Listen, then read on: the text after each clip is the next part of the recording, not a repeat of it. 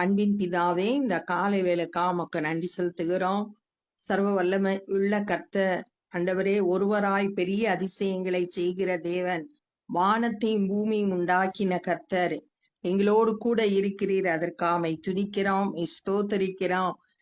இஸ்ரவேல் மக்கள் ஆண்டவர் கூட இருந்தீர். ஆண்டவரே, ராஜ கம்பீரம் அவர்களுக்குள்ளே இருந்தது என்று நாங்க வாசிக்கிறோம். ஏசப்பா, உம்முடைய கம்பீர சத்தம் எங்களுக்குள்ள ஒவ்வொரு நாளும் துணிக்கட்டும்.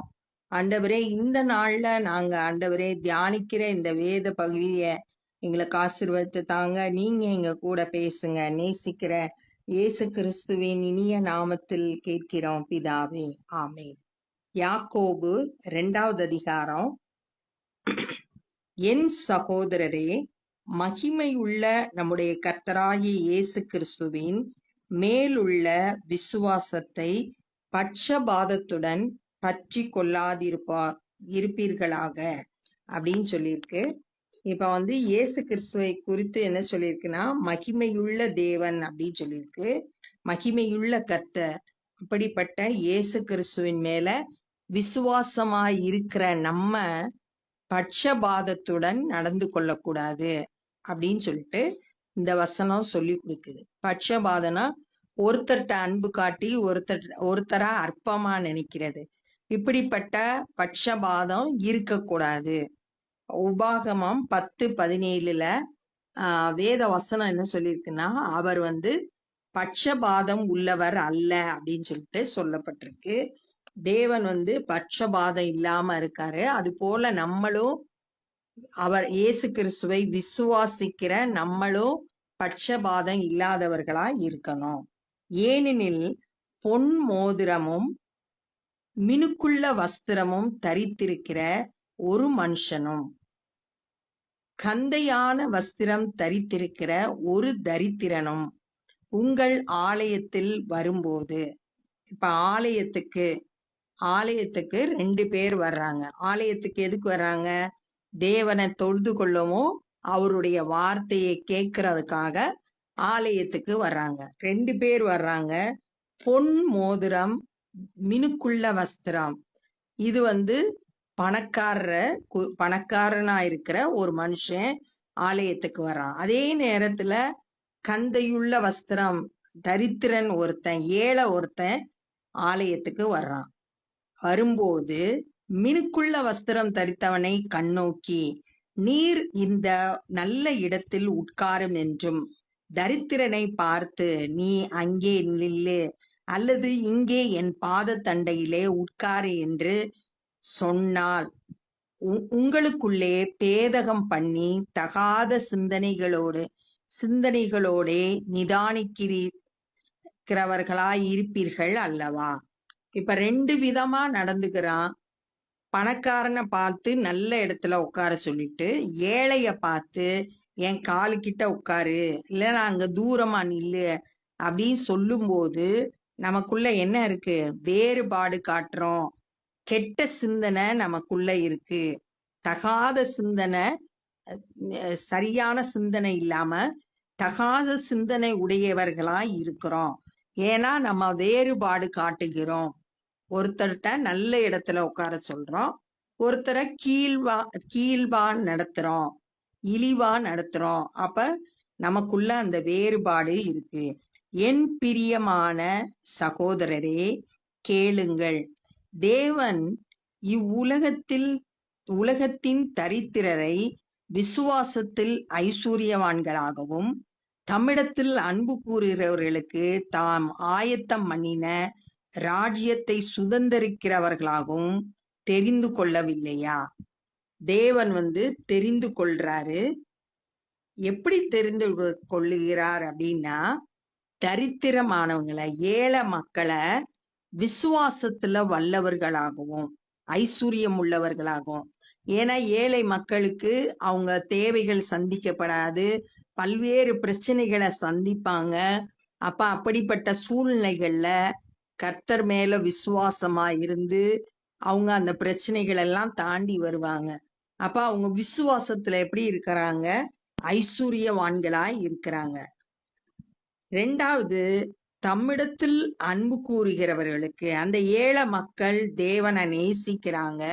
அதனால ஆண்டவர் அவங்களுக்கு வாக்கு பண்ணின ராஜ்யத்தை சுதந்திரிக்கிறதுக்கு தெரிந்து கொண்டிருக்கிறார். நமக்கு ஆண்டவர் ஒரு ராஜ்யத்தை, தேவனுடைய ராஜ்யத்தை வாக்கு பண்ணி இருக்கிறாங்க. அந்த வாக்கு பண்ணின அந்த ராஜ்யத்தை அந்த தரித்திரர் என்ன செய்ய போறாங்க? ஏழைகள் சுதந்திரித்து கொள்ளுவார்கள் இல்லையா அப்படின்னு சொல்லிட்டு சொல்லப்பட்டிருக்கு. ஆனா நீங்களோ, தேவன் அப்படி தெரிந்து கொள்றாங்க. ஆனா விசுவாசிகள் என்ன செய்றாங்க? தரித்திரரை கனவீனம் பண்ணுகிறீர்கள், ஏழைகளை அற்பமா நினைக்கிறீங்க, ஐஸ்வர்யவான்கள் அல்லவா உங்களை ஒடுக்குகிறார்கள். இது முதல் நூற்றாண்டு கிறிஸ்தவர்கள் மத்தியில கிறிஸ்துவை ஏற்றுக்கொண்டவங்க ஏழை எளிய மக்கள் கிறிஸ்தவர்களா இருந்தாங்க. ஆனா அந்த பணக்காரங்க அவங்கள ஒடுக்குனாங்க. ஏன்னா இவங்க கிறிஸ்துவை ஏற்றுக்கொண்டதுனால பலவிதமான உபத்திரவங்களை அவங்க கொடுத்தாங்க. அவர்கள் அல்லவா உங்களை நியாயஸ்தானங்களுக்கு முன்பாக இழுக்கிறார்கள். என்ன செஞ்சாங்கன்னா, கோர்ட்டுக்கு இழுத்தாங்க. கோர்ட்ல கேஸ் போட்டு இந்த ஏழை விசுவாசிகளை கஷ்டப்படுத்தினாங்க இந்த பணக்காரர்கள்.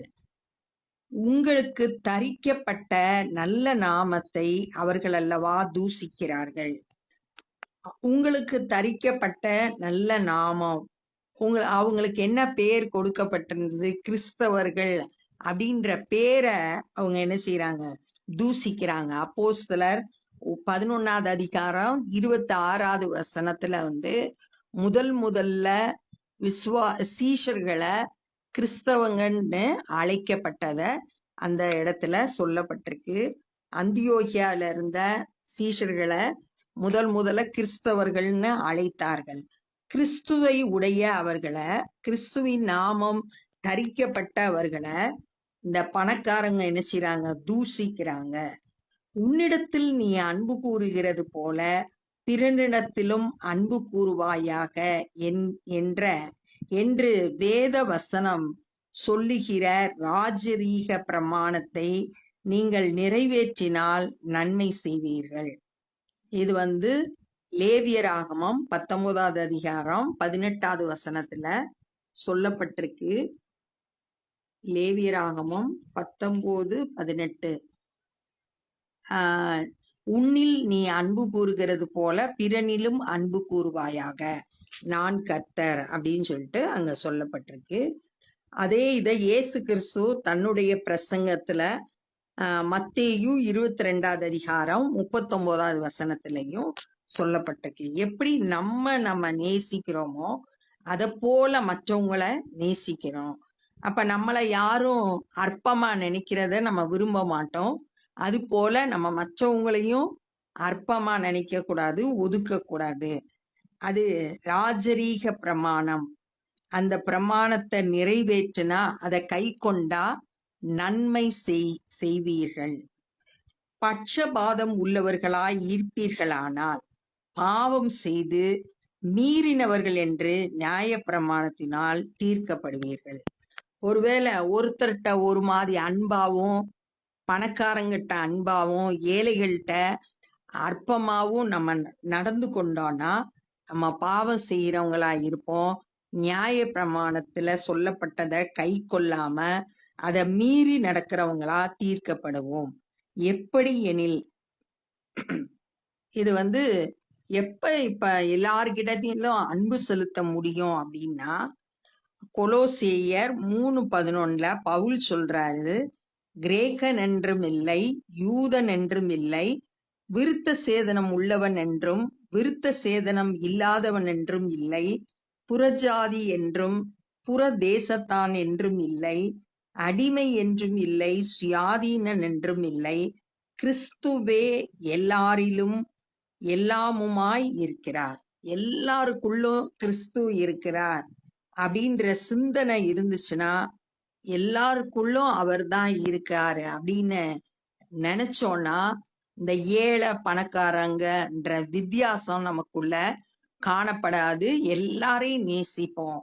அப்ப அப்படிப்பட்ட சிந்தனை உள்ளவர்களா நம்ம மாறணும்.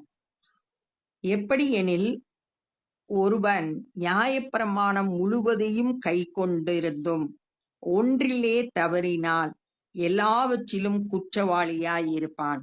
நியாயப்பிரமாணம் சொல்லப்பட்ட காலங்கள்ல ஒன்ன தப்பு பண்ணாலும் ஒன்ன கை கொள்ளலைனாலும் குற்றவாளிதான். ஏனென்றால் விபச்சாரம் செய்யாதிருப்பாயாக என்று சொன்னவர் கொலை செய்யாதிருப்பாயாக என்றும் சொன்னார்.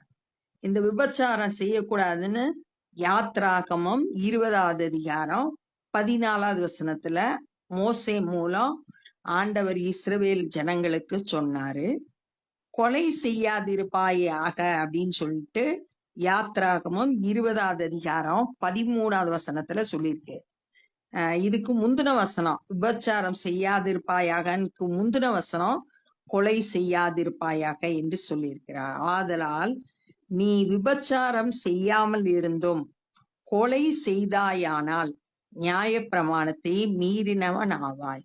அத ஒன்ன செய்யாம இருந்து ஒன்ன செய்தா அதை செய்ததாதான் மீறி நியாயப்பிரமாணத்தை மீறி நடக்கிறோம் அப்படின்னு சொல்லிட்டு சொல்லப்பட்டிருக்கு. அப்ப இந்த நாள்ல நம்ம என்ன கற்றுக்கொண்டோம்னா, நம்ம பாரபட்சம் உடையவர்களா இருக்கக்கூடாது. பணக்காரங்களை பார்த்து உயர்ந்த இடத்துல உட்கார வச்சுட்டு ஏழைய பார்த்து என்னோட காலு கீழே உட்காருன்னு அற்பமா நினைக்க கூடாது. அப்படி நினைச்சோம்னா நம்ம கிட்ட வித்தியாசம் பாராட்டுறோம், தகாத சிந்தனை உடையவர்களா இருக்கிறோம்னு அர்த்தம். இந்த உலகத்துல தரித்திரரா இருக்கிறவங்க தேவன் தெரிந்து கொண்டு இருக்கிறாரு. அவங்க விசுவாசத்துல ஐஸ்வர்யவான்களா இருக்கிறாங்க. தம்மிடத்துல அன்பு கூறுகிறவர்களுக்கு ஆயத்தம் பண்ணி வைத்திருக்கிற அந்த பரம ராஜ்யத்துல அவங்க பிரவேசிக்கிறவங்களா இருக்காங்க. அதனால இது ஆண்டவர் அப்படி இந்த தரித்திரரை நேசித்து அன்பு காட்டுறாங்க. ஆனா விசுவாசிகளாகிய நம்ம தரித்திரரை கனவீனப்படுத்துறோம். ஆனா அவங்கள ஏழைகளை பணக்காரங்க கோர்ட்டுக்கு இழுத்து அவங்கள கஷ்டப்படுத்துறாங்க, தூசிக்கிறாங்க. இது என்னன்னா அந்த நாட்கள்ல இந்த வேத பகுதி எழுதப்பட்ட நாட்கள்ல ஆதி அப்போஸ்தலர் கால நாட்கள்ல கிறிஸ்தவர்கள் ஏழை மக்களா இருந்தாங்க. ஐஸ்வர்யவான்கள் அவங்கள ஒடுக்கிறவங்களானாங்க. கிறிஸ்துவை ஏற்றுக்கொண்டதுனால கோர்ட்டுக்கு இழுத்து அவங்கள கடினமா நடத்தினாங்க. அதனால அப்படி சொல்லப்பட்டிருக்கு. உன்னிடத்துல அன்பு கூறுகிறது போல பிறரிடத்திலும் அன்பு கூறணும் அப்படின்னு சொல்லிட்டு சொல்லப்பட்டிருக்கு. நம்ம பாரபட்சமா நடந்தோம்னா பாவம் செய்து நியாயப்பிரமாணத்தை மீறுகிறவர்களாய் இருப்போம். நியாயப்பிரமாணத்துல ஒன்ன கை கொள்ளலைன்னாலும் எல்லாவற்றையும் கை கொள்ளாத மாதிரி குற்றவாளியா தீர்க்கப்படுவோம் அப்படின்னு சொல்றத இந்த நாள்ல நம்ம தியானிச்சோம். இப்ப நம்ம ஜெபம் பண்ண போறோம். அன்பின் பிதாவே, இந்த நாள்ல நாங்க கற்றுக்கொண்ட இந்த வேத பகுதிக்காய் நன்றி செலுத்துகிறோம். ஆண்டவரே, எல்லாரையும் நேசிக்க, எல்லாம் உம்முடைய பிள்ளைகள் என்பதை உணர்ந்து கொள்ள, எல்லாருக்குள்ளும் நீர் வாசமாய் இருக்கிறீர், எல்லாரையும் நேசிக்கிறீர். ஆண்டவரே, அப்படிப்பட்ட சிந்தனை உள்ளவர்களாய் எங்களுடைய வாழ்க்கையில ஒரு மாற்றம் பெற்றவர்களாய் ஆண்டவரே காணப்பட கிருபை செய்ய. உன்னிடத்தில் அன்பு கூறுகிறது போல பிறரிடத்திலும் அன்பு கூறுவாயாக என்று சொல்லப்பட்ட அந்த ராஜரீக பிரமாணத்தை கை கொள்ள நீங்க ஒவ்வொருவருக்கும் கிருபை தாரும். ஆண்டவரே, நாங்க யாரையாவது அற்பமா நினைச்சிருந்தோம்னா, ஆண்டவரே அப்படி நடந்து கொண்டு இருந்தோம்னா, பாரபட்சமா நடத்தி இருந்தோம்னா எங்களை தயவாய் மன்னிங்க.